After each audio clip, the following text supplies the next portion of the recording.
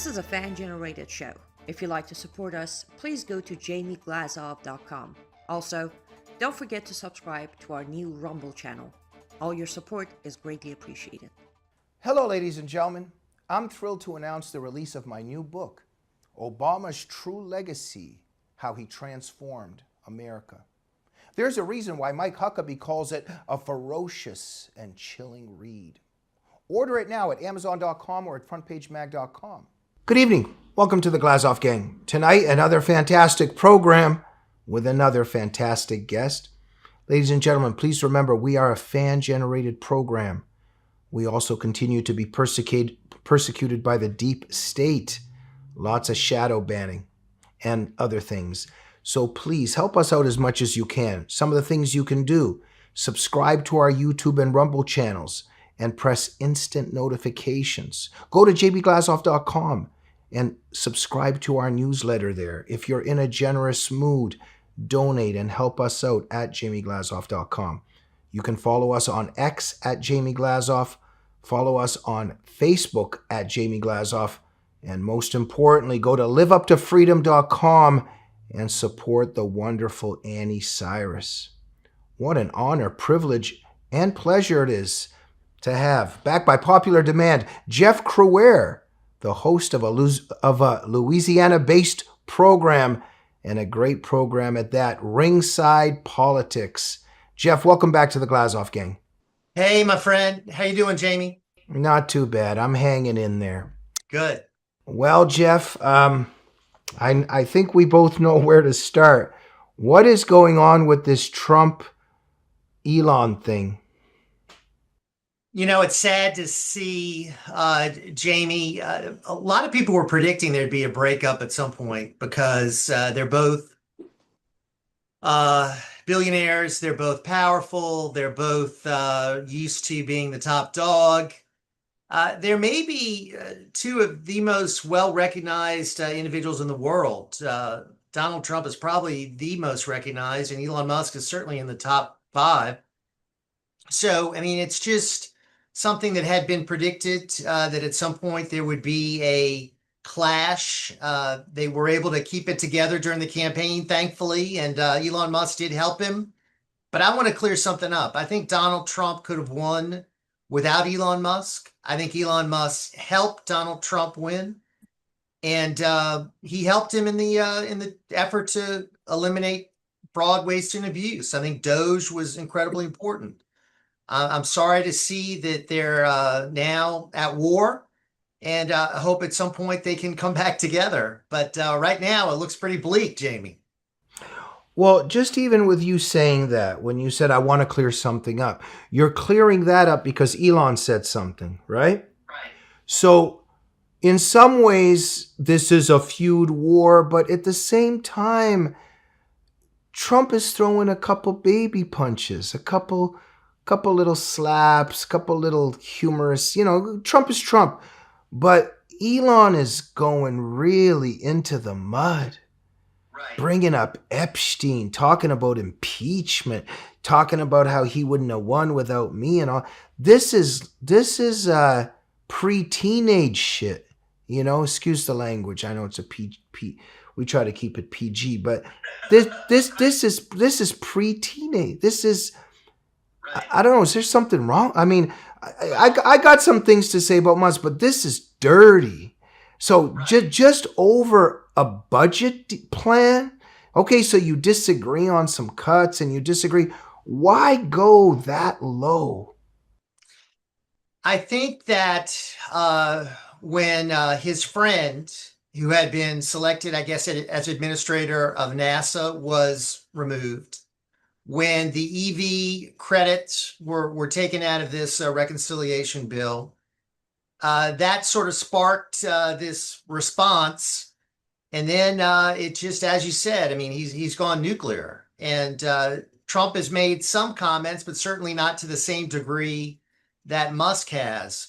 I would recommend that Donald Trump not do what he normally does, which is, meet them with exactly the same force that he got hit. Because I think this relationship possibly could be repaired at a later point. I'd hate to see this denigrate even further.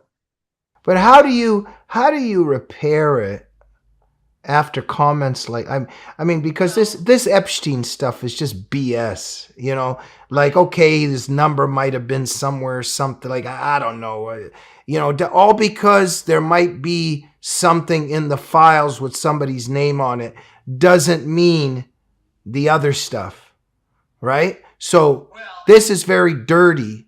And why would you do that? It's so petty, you know? I think that Trump knew Epstein was connected to him through Mar-a-Lago, but Trump kicked him out of Mar-a-Lago. Yeah. Trump might have been on the plane, but he never went down to the island. I don't think Trump is in any way on his client list. He was just connected to him. And we know that he's not. So well, I mean, I'm not trying to say I know I just mean the circumstantial evidence, and maybe that's for another show, but everything that adds up, if he was, trust me, we would have already known about it from the Biden. But here's the problem. They had been promising the release of that from the beginning of the administration, and it hasn't happened. So release it. Get it out there. Put this story to rest. Now Democrats are saying release the Epstein files. Democrats are saying, well, maybe we'll take Elon Musk back. So a few weeks ago, Elon Musk was a Nazi. Remember, he gave the salute and they said it was a Nazi salute. Now they're looking forward to take him back. But Trump can forgive. His own vice president compared him to Hitler. So J.D. Vance said some horrible things about Donald Trump. Marco Rubio said some horrible things about Donald Trump. They're his top two people. So this could be possibly repaired. I mean, I think Donald Trump is a very forgiving guy. Yeah, you know, Jeff, okay. I think it just showed something very bad about Musk. But, you know, look, there's a lot of good stuff that could be said about Musk in terms of the role he's played in the administration so far and how he helped and the free speech and all that. But in terms of, if you look into who his parents were, how he's involved in all this AI stuff, like, yeah, okay, yeah, you can help somebody that was paralyzed and then they'll be able to do this and that. But the other places where that's going, in terms of what AI and all this stuff, it's very much interconnected, many observers say, and theologians are concerned, into some antichrist stuff. Is this your area at all that you would comment? There's a bit of a dark side to what Elon is overseeing. Do you know what I'm referring to? I agree. I mean, I agree. I'm very concerned about AI, and I think AI could have devastating consequences on humanity. And I'm worried about what it can do as far as job force, as far as the economy. I'm worried about what could happen if it gets out of control and starts being the dominant partner and stops listening to human commands. That's already happening. Yeah. So yes, AI is to me a terror, really. I mean, it's a useful tool in some respects, but it can get out of hand. Well, now, look, Elon Musk, before all this, was a darling of the Democrats. Yeah. Because, I mean, Democrats are the ones that love these EVs. Democrats were the ones who propped up Tesla. And then, of course, they turned on him when he supported Donald Trump. So his background was as a Democrat. He's not someone that has roots in the Republican Party at all. We welcomed him. We welcomed his money. We welcomed his energy and ideas and his team, his Doge team. But I'm hoping that regardless of what happens with him, that Doge continues. Because I think we need Doge, Jamie. Yes, absolutely. And just in terms of what I was mentioning, so yeah, okay, somebody that's paralyzed is going to be able to think and then they're going to be able to walk. Okay, that's great. But what happens when, in terms of that power, that they're going to start telling us what to think when they put something into our brain. You know what I mean?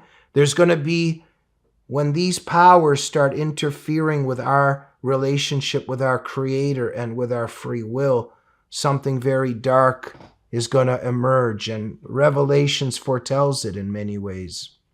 I think it's emerging very quickly. I mean, I think AI is expanding at a faster rate than most people expected. So it is definitely a danger. And then of course he's got robotics. He believes that that is going to be the biggest appliance in mankind's history, that everyone's going to have their own humanoid type robot. That's another questionable sort of development that is going to be occurring. And I don't disagree with him about that. I think that is probably the path that we're going on. Yeah, we're entering. He's an unusual guy. He's got, you know, some attributes that I think people can admire. And then there's just some questions. I mean, just some questions. Yeah, and there's some people of faith that are quite concerned about him, and in 5, 10, 15, 20 years, what role he might be playing on. It's interesting. In one of his mean tweets, he said, well, Trump's only going to be around for 3.5 more years, but I'll be around for another 4.5 decades. Yeah. So what's he talking about? Yeah. And then, I mean, the other thing, I mean, he's fathered 14 known children, but there could be literally dozens of others that have been born, and Elon could be the father. So that is very unusual and certainly something that is strange, but that's what he believes in. So he has got a bunch of little Elons all over the place. And just add that to the list of sort of unusual attributes. There's again, I repeat, in terms of some people of faith and theologians, let's just say there's some concern that there might be some spirit of the Antichrist in some way. And I mean, we don't know who it'll be. I'm not saying he's necessarily that. We don't know. But there could be the spirit of it. And, you know, I'll leave that for the experts. But something's going on there. What do you make of the black eye? Well, there's a lot of speculation online about what that could be. You know, he says it was his son that hit him, and they were just roughhousing, playing around, and he socked him. I think a lot of people probably don't buy that. You know, President Trump mentioned it, saying that he offered him makeup. He didn't want to use it. He wanted to just be all natural and show everyone he had the black eye. So I don't know. It's just another question. Yeah. Now, I don't want to be a conspiracy theorist, but, you know, sometimes being a conspiracy theorist helps out, you know, with little things like not getting myocarditis and stuff like that. But I'll just put this out there. I don't know if, you know, but they say that some of these elites that are in, you know, I'm always speaking between the sentences. You know, there's these people that are the elites and the powers that be, and that are involved in some maybe Illuminati or whatever it is that they're doing. But they make their signs, they make their stuff, and they do this stuff with the eye and the black eyes or something. They're always doing weird stuff. So I don't know. Is it maybe some kind of symbol he's sending out or something? I don't know. But another weird chapter. Yeah. But you're right. But I will give him credit for this. He saved the most important social media platform from horrific censorship. He opened it up to free speech. That was a service to all Americans. It helped Donald Trump definitely win the election. as did his vigorous campaigning and money that he put into the Republican campaign coffers. So he certainly did what he could for Donald Trump. He seemed to put every bit of energy he had into helping to elect Donald Trump for a number of months. And then for the first few months of the administration, he seemed to be working nonstop on Doge and put everything on hold with his businesses, and they suffered. And let's not forget, Jamie, he was attacked over and over and over again by these leftist cretins that went after his dealerships, went after Tesla owners. He said he had death threats galore. He had to have his own security force. So he did suffer for what he did for the Trump administration and the Trump campaign. Yeah. This is true, Jeff. And I just wonder, there's a disagreement. There's a friendship, we thought. Maybe some things are deep-rooted and we don't know a lot, but we do know that there's such a thing as integrity. There's such a thing as honor. And to have a disagreement and to start saying some of the stuff that he's saying, I don't know. So obviously some of this stuff might be running pretty deep. But some of his comments are nasty.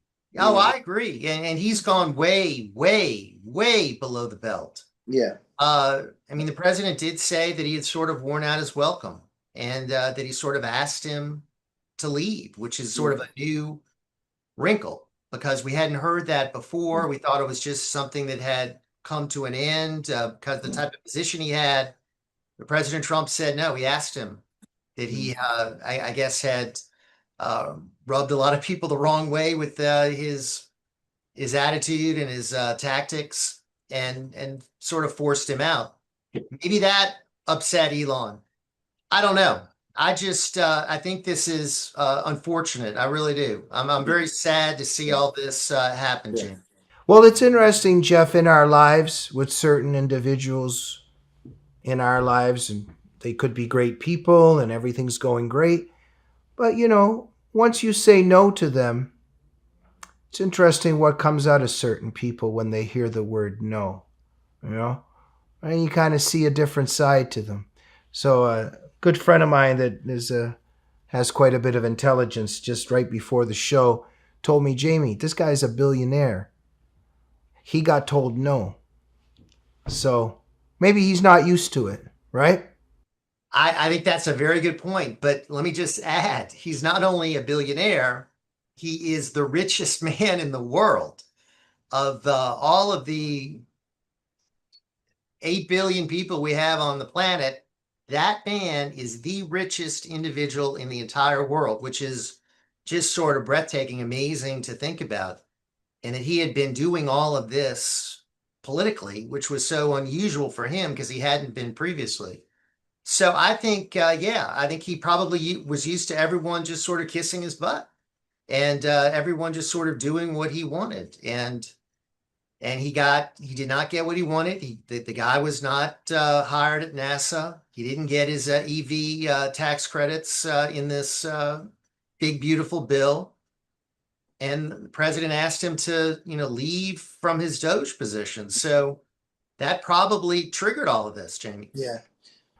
It's interesting, Jeff, how a person shows himself what happens not during the good times, but during a fight. And I'm just going to say, I'm not saying that I'm an angel or anything like that, but I've had some falling out with some friends. And the first thing that I don't do is run to social media and start telling their secrets, So there's people that get in a fight and then they kind of reveal their character. And I don't think that Musk is necessarily showing the most honorable side of himself with what he posted on X.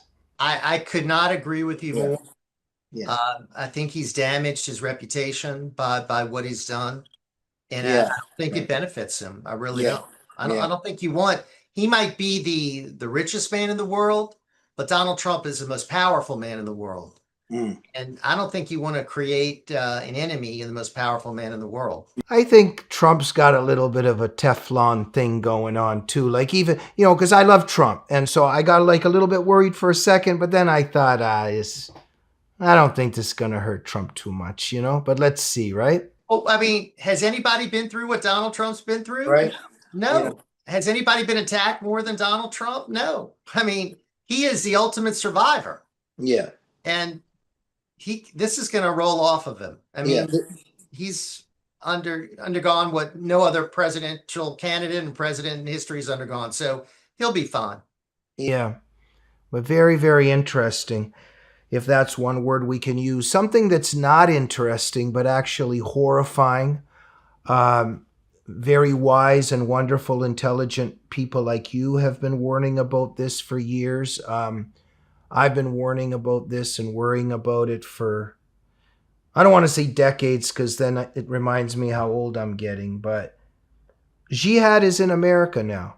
And it's been here, but it's escalating. It's becoming an everyday thing.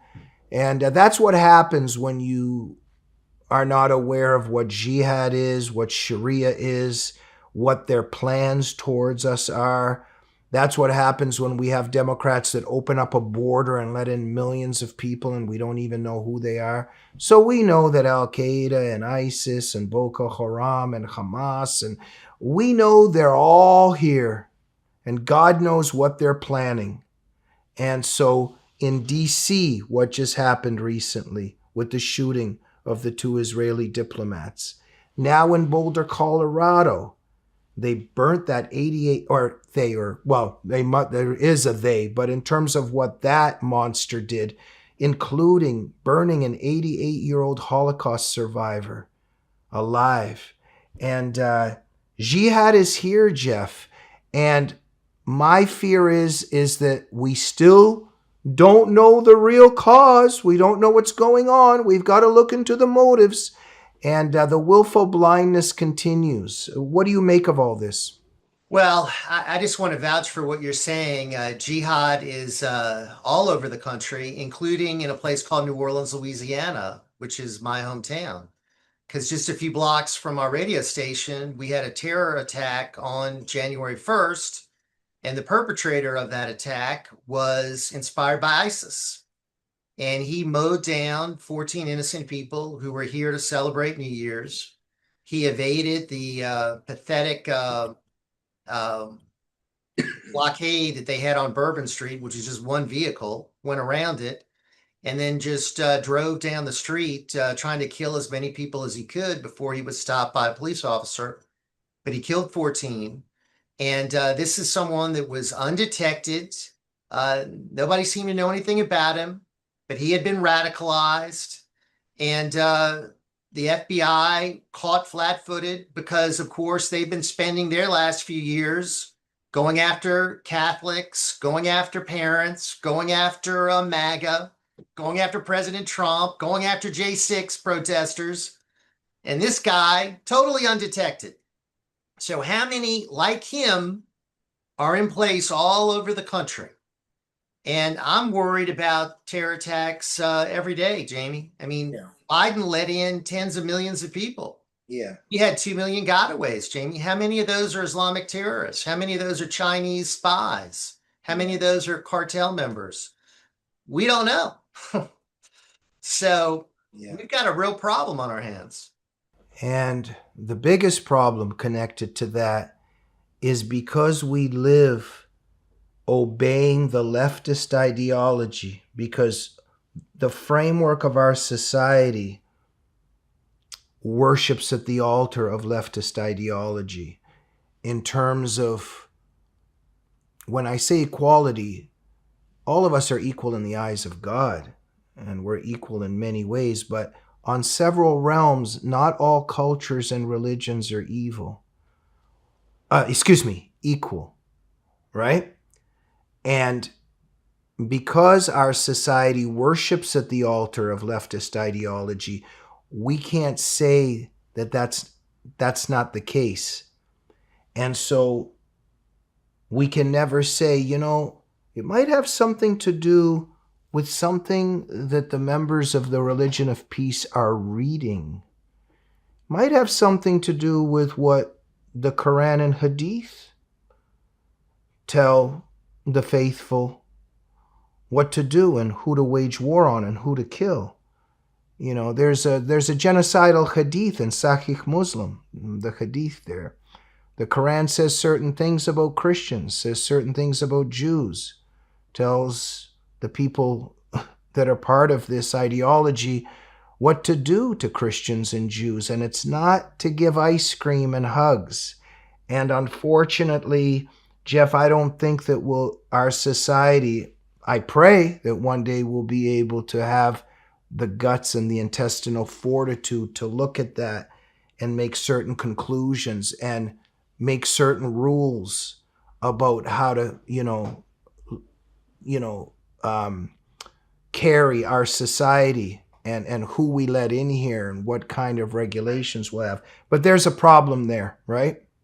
Well, there's a massive problem. I mean, look what's going on in Minnesota, Michigan.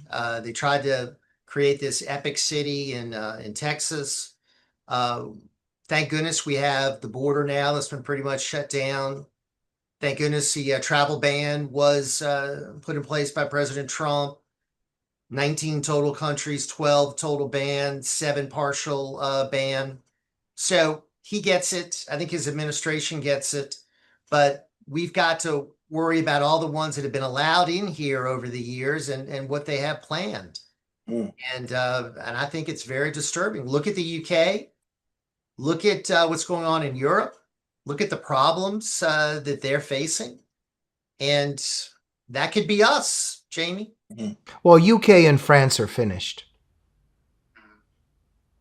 Right? I mean, out of all the problems going on in the UK, and you put Tommy Robinson in prison, you see what's going on in Paris with the riots? Well, and they want to put Marine Le Pen in prison. Yeah. So the powers that be that wanted to bring Sharia into the West are succeeding and have succeeded. So this guy here, in terms of what happened in Colorado, this Mohammed Sabri Soliman, if I'm correcting it properly, illegal alien, overstayed his visa, and throwing flamethrowers or whatever he's doing, attacking Jewish Americans. You got to ask yourself, what was this guy doing here? Well, one of the things he's doing here is because the left and the Democrats made sure that he's here, right? And then when we try to remove people that shouldn't be in here, like his family, judges come forward, the ACLU comes forward to stop what the administration is trying to do. So we're trying to correct the problem. We're trying to deal with it. The judicial tyranny is not allowing this administration to do it. We really have a problem with these out of control judges, Jamie. They're trying to infringe upon the actions of the executive branch.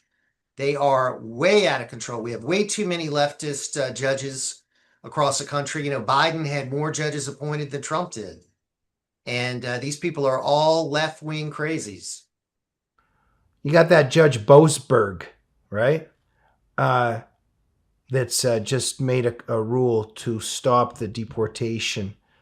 But you got to ask yourself, why would judges try to stop the deportation of illegal aliens who are here to kill, to maim, and harm Americans in this country? Why would they do that?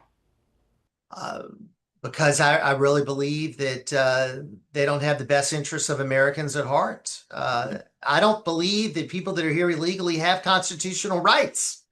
The founders didn't write the Constitution for people that were here illegally. Just like what we're trying to do with the big, beautiful bill, kick illegals off of Medicaid. Democrats are howling, people are going to starve, people are going to be without medical care. Well, they're here illegally. They're not entitled to these programs. Yeah. And trying to rectify this is just tough sledding legally. Yeah. And I don't have much confidence in the Supreme Court. They've been weak. And it's just it's a battle. See, they have a problem with deporting these people that are here illegally. They didn't have a problem with importing tens of millions of people illegally. No judges seem to say anything about that. The hatred that's in the heart of the left. When you mention the Supreme Court, Jeff, sometimes I have a mental lapse in terms of names. It's Amy Barrett. Am I correct? Amy Coney Barrett, and Yeah. she is a native of my hometown. Yes. Yeah. What's going on there? So, if I'm correct, Trump got her in. She was a conservative, and the way that she looks at him, the look on her face, the decisions she's making, did they get to her? Something's going on, right? You're exactly right. Here's what I know, Jamie. Whenever the Democrats appoint a liberal Supreme Court justice, that justice stays liberal, never varies. Half the time, maybe even 2/3 of the time, Republicans appoint a Republican, so-called conservative Supreme Court justice. That justice turns moderate or liberal, doesn't stay true to conservative judicial principles. Just look at the three that Donald Trump appointed. Only one of them is decent, Neil Gorsuch. The other two have their finger in the wind and are just very weak and are following the lead of John Roberts, another Republican appointee. And the man who just passed away, David Souter, another example of a Republican judicial nominee for the Supreme Court who was terrible.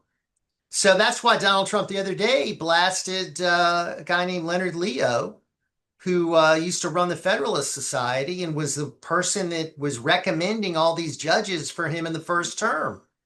Got sold a bill of goods. A lot of these judicial recommendations were terrible, Jamie. Yeah. And these judges are not helping in fighting this judicial tyranny. They're part of it. Yeah. Jeff, my dad took a stand against the Soviet regime, put his life on the line.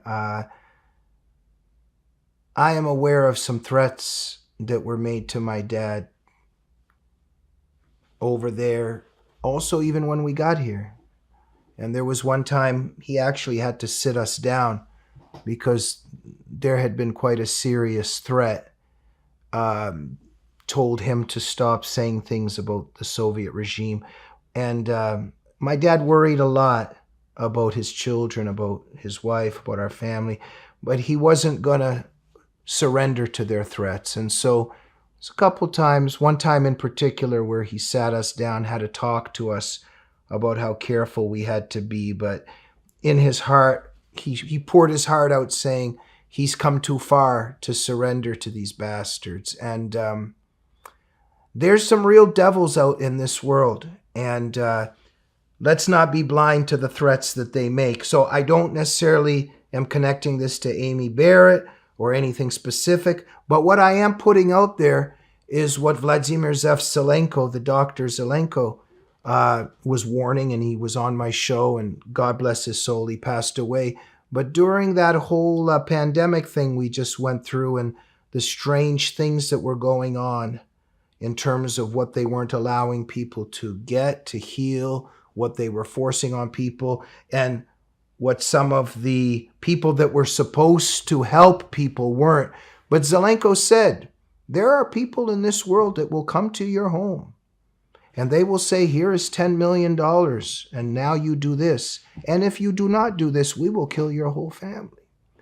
This is happening every day, and it's happening in situations that we may not expect. So I'm just putting out there, when we see very strange behavior of people that are in leadership positions, it's maybe something we should keep in mind, right? Oh, I agree. I mean, the deep state, whatever you want to call it, the Illuminati, the Bilderbergers, I mean, the people that have power internationally certainly do control many politicians, many bureaucrats all over the world, which, bringing back to Donald Trump, is so amazing that he got elected in spite of all of this opposition in spite of the fact that he was taking on these type of people that you're talking about. And that's why, of course, they tried to kill him. And I've got no doubt, Jamie, that the 2 assassination attempts were linked to people inside our government and outside our government.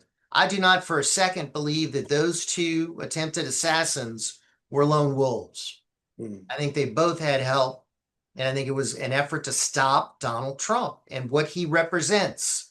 America first, power to the average American, make America great again, taking on these forces that you're talking about. So, we're very fortunate to have this champion in the White House trying to do what he can do, but we just need to remind ourselves what he's up against. Extremely powerful forces who have probably influenced a slew of politicians and judges. And that's why he's facing so much opposition, because these people are not as strong as he is. And these people that are involved in what you just said, this is not just some trashy people that might have a gun. These are people with ties and suits and that travel in the highest circles and have a lot of money. Oh, yes. And power and access and influence. No doubt about it. No doubt about it. It is. And Trump's threatening the world they're trying to build. Right. Yeah. And he's impacting other countries as other countries elect leaders that are Trumpian, whether it's El Salvador or Hungary or Argentina or maybe Poland just elected someone who was endorsed by Donald Trump. So that's of concern to them as well. This could spread across the world. Thank you so much, Jeff. So much wisdom always coming from you. We're going to take a quick break with our sponsors. Hello, everyone. I'm excited to announce the next generation of energy drinks, Rev 7. It has no sugar and no caffeine. Instead, Rev 7 uses Go BHB. Go BHB is one of the body's primary ketones, and it provides the most efficient and clean fuel that your body needs. It also helps you stay energized all day with no crashes. Not only that, it produces 3 times more brain energy than sugar, which helps boost your memory, focus, and mental sharpness. It also helps reduce stress and helps balance your mood. Rev 7 does all that while being the best tasting energy drink ever. So go to mypillow.com or call the number on your screen. Use your promo code to save 20% today. I'm so sure you're going to love Rev 7. For a limited time, you get our introductory 3-pack absolutely free. I drink Rev 7 every day and I absolutely love it, and so will you. And that's right. Make sure to go to mypillow.com or mystore.com and use promo code GG21. You can get discounts of up to 60% off all the amazing products. You're going to be helping the Glazov Gang, but I think more importantly, you're going to be helping out the great Mike Lindell, and he's still in a battle with the deep state. So get a pillow, okay, and some other stuff over at MyPillow. If you like one-of-a-kind handmade art, make sure to go to lutfstudio.com and purchase resin art pieces made by our producer, the wonderful and the one and only Annie Cyrus. Use promo code GLAZOF to get special discounts. It helps both the Glazov Gang and Annie Cyrus. We are back with the great Jeff Crouere. Jeff, weird developments over here. Weird developments over here. Now, former White House Press Secretary Karine Jean-Pierre. This is weird. So now she's going to become an independent. And she's very upset about how Biden was betrayed, I guess. But she was the one that was really... what was that guy, Baghdad Bob, I think, during the Iraq War that was telling everybody that we're almost going to win. We're going to win. The Americans are surrendering like right before they all lose. But, she was kind of keeping up that whole lie, wasn't she? And if I'm correct, now she's saying the party betrayed Biden. Now she's going to become an independent. A lot of Democrats are upset with her now. Something very morbid and dishonest here. You know, Jamie, I've been observing White House press secretaries for decades, and I rank her at the very bottom. I rank her at the bottom as far as her ability to communicate. I rank her at the bottom as far as her knowledge of what's going on. And I rank her at the bottom as far as truthfulness. So she was terrible. They tried to get rid of her several times. She played her, her race card, her lesbian card. She was threatened by John Kirby. They were trying to, for a while, move him into her position. She made sure that didn't happen. So she lasted, the whole, after Jen Psaki, she lasted the rest of the Biden term. And she provided nothing of significance, nothing useful, certainly never the truth. She was always parroting lies. And I think she was an absolute disaster. And I think if you ask the White House press corps, the majority of the honest ones would say that about her. Now, what is she doing? She is trying a cheap trick, a ploy to try to gain some attention. She wanted to be on The View. She didn't get an invitation to join the quote unquote ladies on The View. So now she's trying to create some kind of a post-White House career for herself. She wants this book to sell. So now she's calling it independent while she says that she is becoming independent, which is laughable. She is the furthest thing from an independent I've ever seen. She parrots the Democrat line on everything. So, yeah, I don't think the book sales are going to do very well, Jamie, and I don't think her career as an analyst is going to go anywhere. I mean, Jen Psaki is on MSNBC, and her ratings are terrible. And she's nowhere near as good as Jen Psaki. So I don't know where she's going to go, Jamie. It's kind of thank you so much, Jeff. Very profound analysis always. It's always fascinating, haunting, horrifying to watch the demons working for Lucifer and then being caught in something and trying to wiggle out of it. And, during some of the exorcisms, it's interesting. The exorcists say that the demons, when they ask them in the power of Jesus Christ, you have to answer this. And sometimes often when they ask them, and the demons have answered how jealous they are of humans. They're very jealous and envious of many things, but including our affection and love for one another. Because they don't have affection and love from one another. It's just hatred. And there's no love.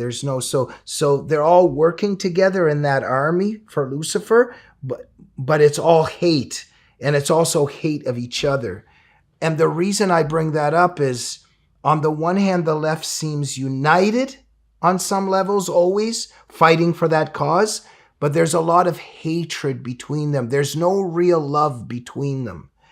And sometimes I think I seem like I'm kind of all over the place, but I'm really trying to pursue something here in terms of, when they finally get caught, because they seem like they have this good front. Oh, Biden, he's okay. And like you said in your column, or in many of your columns, he's shaking hands with invisible people. He's asking dead people to come to the front. This guy's gone, right? And he's talking about little kids rubbing the hairs on his legs in a pool. I just can't believe that whole thing is over with. I don't know what, there's some kind of demonic force that was playing a real game on us there, some kind of sadistic game. But they were all saying, oh, no, everything's okay. Everything's okay. And then all of a sudden now Jake Tapper is scrambling and writing some book and trying to, and now, Jean-Pierre's trying to, so they're all trying to point at each other now, and they all actually really hate one another, and they're trying not to get caught and point at one another. You see what I'm saying here? There's something very evil and pathetic happening when they start trying to say, it wasn't me, it was them, right? And it was all of them, Jamie, because they were all united in their lies. They were all united in supporting policies that are detrimental, harmful to Americans, harmful to our national security and our economy. And they just wanted the power. They wanted to push this guy out there, Joe Biden. We all knew that he was mentally incompetent. They claimed that, they were cheap fakes, is what they called it. I mean, the evidence was overwhelming, but they lied about it. Now they're trying to say, oh, well, I wasn't part of it. Yeah, they were all part of it. The alternative media, conservative Republicans, MAGA people were the ones that pointed out the obvious about Joe Biden. So now, in the aftermath, they're going to try to figure out something to go forward, but they're all part of the system that created the worst presidency in American history. And we didn't have a president. We had an auto pen. We had a Politburo. We had a bunch of people controlling him. We had a puppet with some puppet masters. And the Republicans better launch a full-scale investigation, Jamie, into what happened, who was behind it, and all the different components of it, because it's the biggest scandal in American history, in my view. Jeff, remember when Brezhnev, those last couple years, we're not even sure if he was alive. They were saying that they were maybe just carrying this corpse, right? So Biden, I mean, there's a little bit of something similar going on there. So explain this auto pen. The president has to sign something. And now it's turning out that somebody else was signing stuff. And that's actually unconstitutional and illegal. So what is this auto pen thing about exactly? What does it mean? And we got to get to the bottom of it. And when we do, and if some of these things are true, people should actually go to jail, no? And if there's pardons that weren't signed by Biden, what does that mean? Well, there's several components to this. The auto pen, I think, traditionally had been used for signing correspondence to constituents that wrote into the White House. Then it got expanded under Barack Obama, who's like the first president who I think used it to sign legislation. But he knowingly wanted something to be signed, so it was his intent. The question about Biden is he signed practically no documents by hand. Everything was signed almost by the auto pen, legislation, pardons. And the question is, did he know about all these pardons and all these executive orders and all this legislation he was signing, or were those decisions made by others because he's mentally incompetent? And that's why they're investigating. That's why they're trying to get to the bottom of it. Now, he put out a statement today saying that he approved of everything. And of course he's going to say that. So that needs to be discounted immediately because Biden's a liar, and I don't think his word can't be trusted, and he doesn't even know what's going on. So this is where we have to have oversight, hearings, an investigation, and we have to finally maybe get some indictments and some charges. And some of these people need to be held responsible for what they did. The auto pen wasn't elected president. The Politburo wasn't elected president. It was Joe Biden. And if he wasn't making these decisions, they should have implemented the 25th Amendment. They did not. They should have. They did not. But they wanted to control. They wanted him to still be there and control him. They didn't want somebody else in that position. So we were fortunate to get out of his 4 years without even bigger catastrophes. So thank God that we got through the Biden years, Jamie, without even worse catastrophes. I can't almost believe that it's over, because it was some kind of surreal,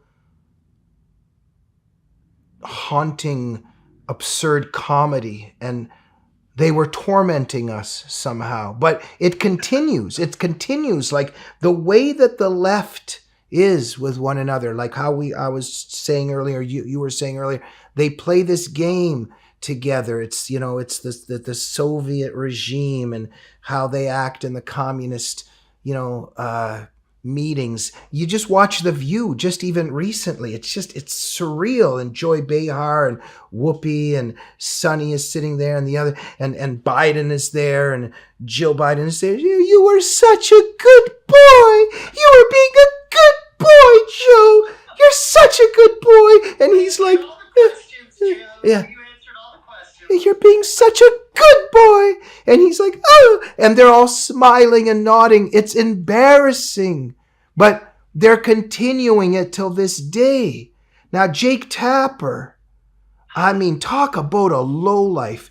And if I am correct, the way he treated Lara Trump once on one of the shows, and putting her down for, saying that, implying or inferring that something's wrong with Biden up here. And now he's trying to pretend that he was lied to, right? He was part of the cover-up. And all these different hosts I don't recall one host on CNN or MSNBC or any of these liberal networks coming clean about Biden. None of them did. So they lied throughout the entire term. And now they need to be held responsible for their lies. We've got to get to the truth, Jamie. This has to be uncovered. This is a tremendous scandal. Yeah. So, I don't know where House Republicans are going, but there needs to be, vigorous attention paid to this. It's hugely important, in my view. And, in the past, Republicans have not been bold. They have not taken the kind of action that they needed to take on these things. So we'll see.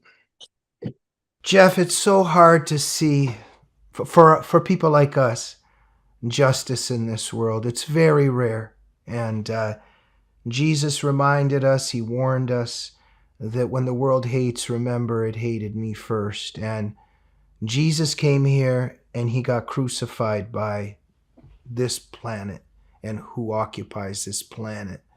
And of course, not all people, but we keep that in mind when we want justice. And we know that justice will come. We know that when Jesus returns, that's when the real justice will come.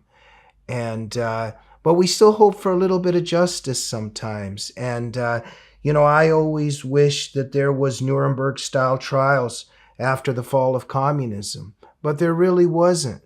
There really wasn't. And that broke the heart of my family and of many Russian people and of all people who suffered under communism. People are still suffering under Castro, etc., etc. But here with this communist experiment here, is it too good to be true? I mean, it would be just so nice to see some of these criminals go to jail, That's what we've been waiting for.